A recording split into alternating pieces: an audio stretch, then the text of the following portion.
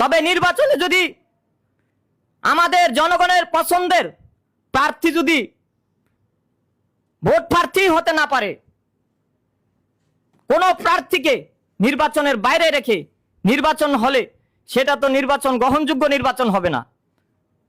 আজকে দেখেন আমার কেরানীগঞ্জে দক্ষিণে সারা বাংলাদেশের আমি একজন জনগণের প্রত্যাশিত নাগরিক, যিনি স্বতন্ত্রভাবে ঢাকা কেরানীগঞ্জ দক্ষিণ ঢাকা 3-এ নির্বাচন করতে চেয়েছিলাম। সারা বাংলাদেশে যদি 20 কোটি মানুষ থাকে, 16 কোটি মানুষ থাকে, তার মধ্যে 14 কোটি মানুষই কিন্তু আমাকে সমর্থন করে। অথচ আমি কিন্তু নির্বাচনে অংশগ্রহণ থেকে দূরে আছি। কেন? তাদের মন গড়া আইন, মন গড়া নির্বাচনী আইন, এই মন গড়া নির্বাচনী আইন জনগণের প্রত্যাশিত যোগ্য নাগরিককে সংসদের বাইরে রাখার জন্য করানো হয়েছে।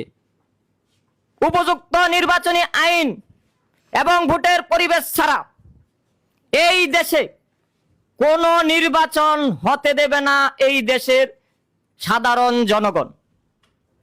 নতুন বাংলা সাধারণ জনতা জোট এবং সাধারণ জনগণ উপযুক্ত নির্বাচনী পরিবেশ এবং উপযুক্ত নাগরিকের নির্বাচনে প্রার্থী হওয়ার সুযোগ তৈরি করতে না পারলে জনগণ নির্বাচনে যাবে না।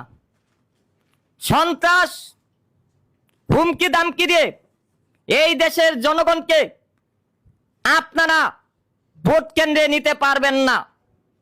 আমরা পল্টনের রাজপথ এখনো ছাড়িনি। ছাত্র এবং জনতা মিলে আবার পল্টনের রাজপথে নামবো। রাজপথ হবে জনতার, রাজপথ হবে জনতার, বাংলাদেশ হবে জনতার।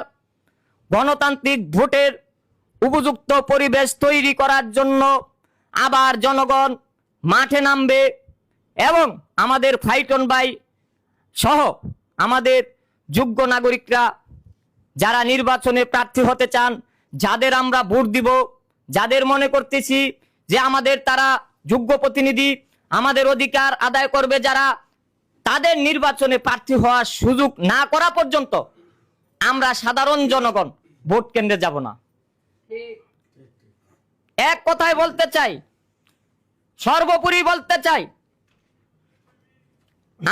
আমরা সাধারণ জনগণ আমাদের পছন্দের প্রার্থীকে নির্বাচনে ভোট প্রার্থী হওয়ার আগ পর্যন্ত আমরা ভোট কেন্দ্রে যাব না। কারণ আমাদের পছন্দের প্রার্থীরা আজকে নির্বাচনে প্রার্থী